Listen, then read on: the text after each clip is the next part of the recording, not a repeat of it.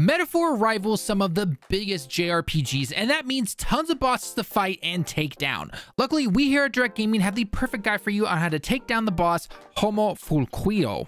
I know I butchered that name. I am sorry. There are a lot of weird names in this game.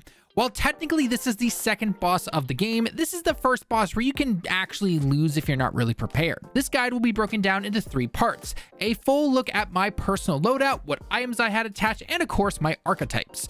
Then a breakdown of the fight and how to best avoid the boss's moves or defend against them. Then finally, a full playthrough of the boss fight sped up a tad to show you how to use everything you have learned in real time. All right, with that being said, let's get started. Now, since this is early in the game, there is not much to really juggle when it comes to our abilities, archetypes, and other things. However, there are a few things you should be aware of. First, if you have saved up some money by selling any items like gems that you found out in the world, you can actually buy some armor and weapons from the shop merch that you've seen around in the cave area. While it's not required by any means, any stat increase can always be helpful.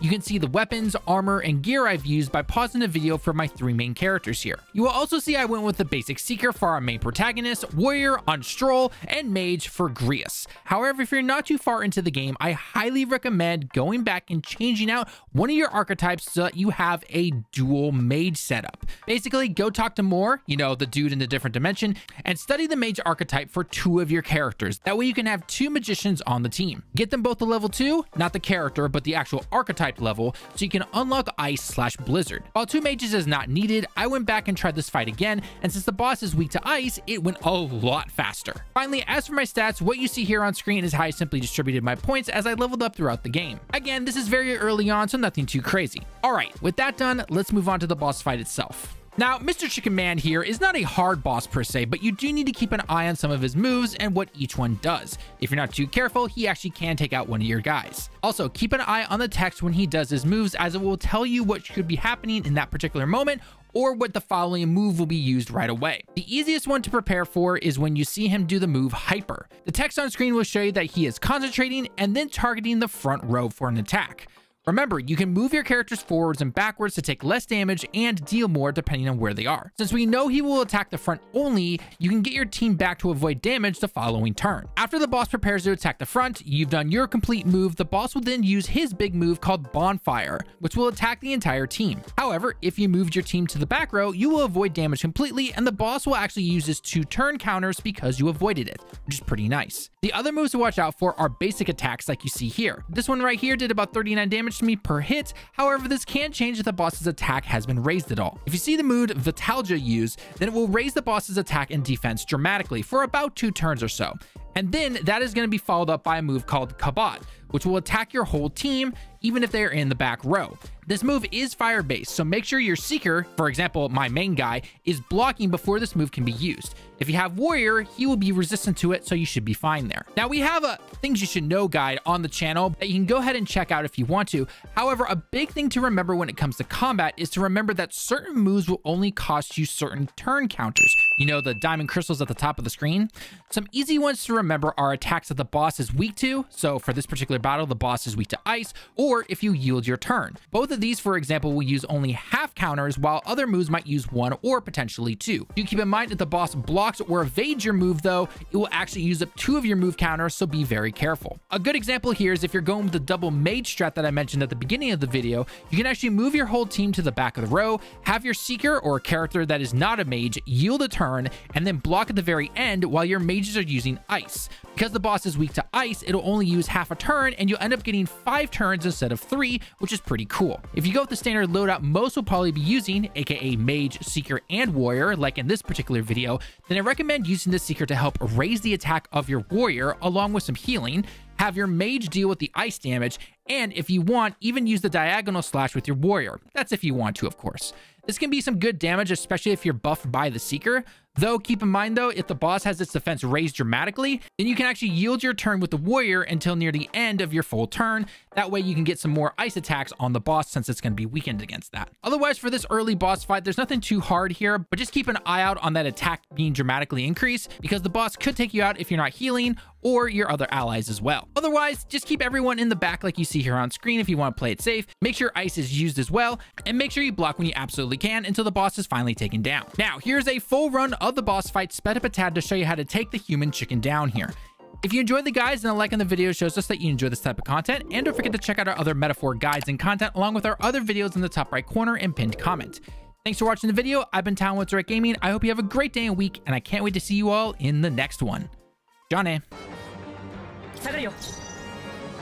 行くぞ。風よ。さて、マーヨとラジシャ。これ。最善を尽くさないと。覚悟はいいか。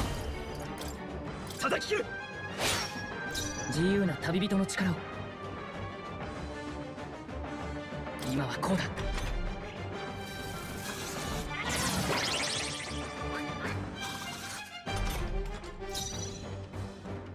やるぞ。氷結。正義のために交代する。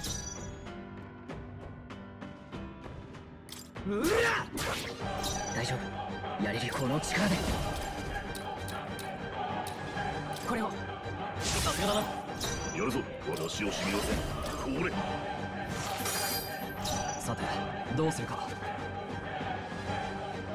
守りに徹するさ。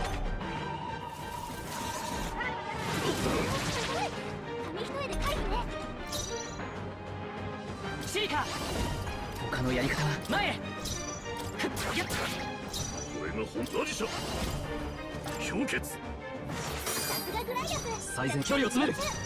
はあ。自由な旅人の力を。遠距離なる。備える。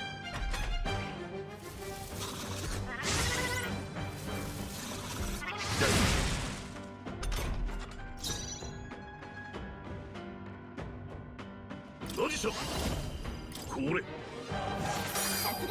貴族として責務は果たすさ。距離を取るぞ。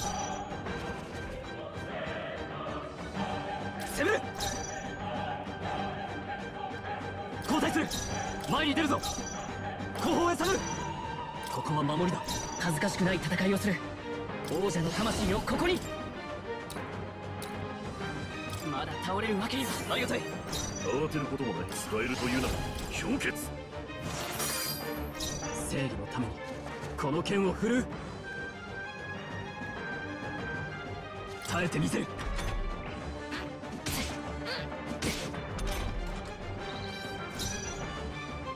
行くぞ。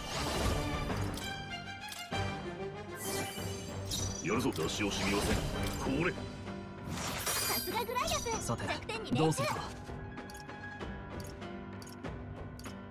ちょっと待てよ。攻める。王者の力、この身に宿れ。落ち着いていこう。はっ。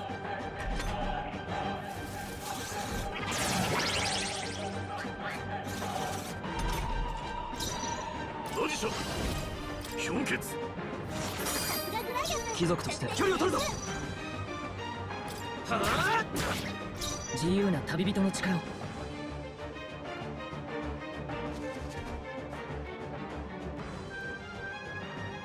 先よろしく。さて、どうするか。ラジシャ。これ。最善を尽くさないとな。任せた。恥ずかしくない戦いをする。この局面だ。残念だったな。紙一重で返すね。行くぞ。氷結。さすがグライアス。さて、どうするか。これが最善だ。落ち着いていこう。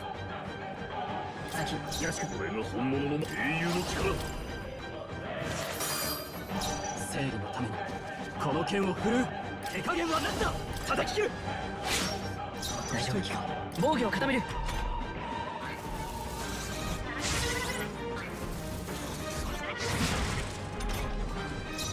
ラジシャ。これ。